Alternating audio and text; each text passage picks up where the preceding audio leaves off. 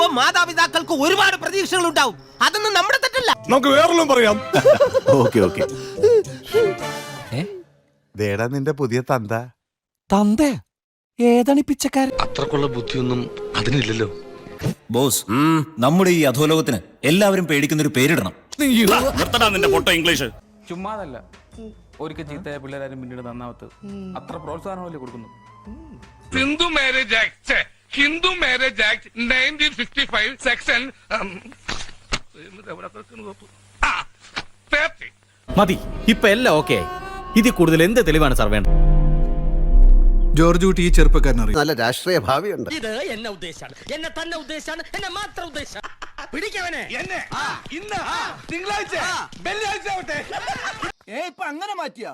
ഞാനൊക്കെ പഠിക്കുമ്പോ നേരെ തിരിച്ചായിരുന്നല്ലോ. ഈ തറവാട്ടിൽ ജനിച്ചവരൊക്കെ വലിയ ആളുകളാ. അതെന്താ ഈ തറവാട്ടിലെ കുഞ്ഞുങ്ങളൊന്നും ജനിക്കാറില്ലേ? വലിയ ആൾക്കാരായിട്ടാണ് ഇങ്ങോട്ട് പോരുന്നത്.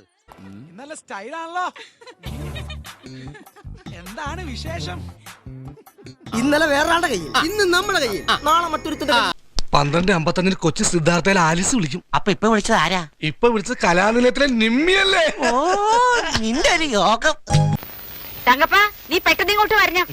തൊഴുത്തിൽ ചാണം വരാനുണ്ട്. കേട്ടോ